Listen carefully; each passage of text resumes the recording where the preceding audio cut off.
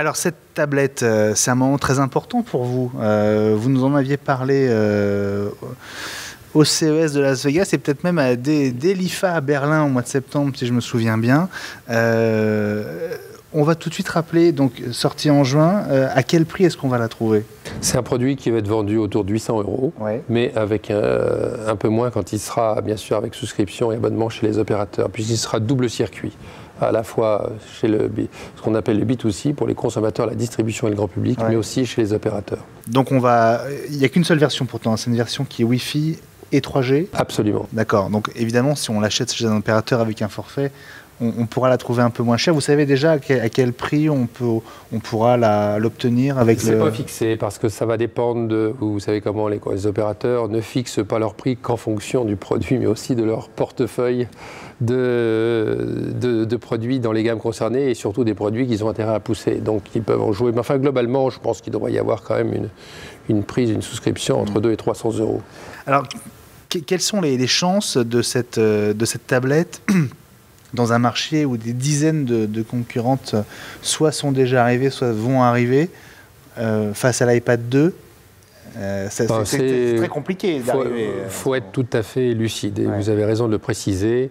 Il y a deux dominants très forts dans le marché. Enfin, il y a un dominant et un sérieux challenger, et il y a 80 autres marques, dont LG, qui vont essayer de trouver une place. Alors, la stratégie que l'on adopte, c'est la seule stratégie auquel je crois et auquel LG s'est toujours appliqué, c'est l'innovation. Par l'innovation, vous créez de la valeur. Par la valeur, vous créez de l'intérêt, de l'expérience et de la création et de l'intérêt pour un consommateur. Donc l'innovation, c'est la 3D. La 3D filmée en 3D, créée en 3D, transférée en 3D directement sur d'autres supports, parce qu'LG est un des acteurs dominants en 3D avec le cinéma 3D et la 3D plus traditionnelle. Donc bien sûr transférée sur son mobile si on a le cas. Donc avoir une approche globale en 3D dans l'utilisation, dans la création, dans la lecture de contenu, et en positionnant un produit qui certes large, qui a de l'autonomie et qui amène ce premium. Pour être tout à fait honnête, on n'a pas des ambitions, en tout cas la première année, d'exploser et de devenir numéro 2 ou numéro 3 du marché. On a l'ambition de trouver une position, d'atteindre sur un marché qui est booming, d'atteindre une offre alternative que n'ont encore pas les concurrents, d'avoir un produit qui est nominé au titre d'une marque forte et déjà reconnue en high-tech et qui en plus va déployer la 3D, et ce produit étant dispatché sur deux canaux de distribution relativement différents et complémentaires. Bon, j'ai lancé un clip de Beyoncé, hein. Je connais pas la chanson, mais ça marche très bien. Le fait d'avoir misé sur la 3D sur une tablette, j'imagine que ça a un impact sur le prix, et si elle est à quasiment 800 € hors abonnement, c'est peut-être aussi pour ça. Est-ce que vous n'auriez pas intérêt aussi à faire une tablette sans 3D, sans 3G même, pour essayer de viser un prix beaucoup plus agressif? Vous êtes vraiment venu souvent chez LG finalement, parce que c'est effectivement ce qui est prévu, on va dire pour la fin d'année, septembre-octobre, date à préciser.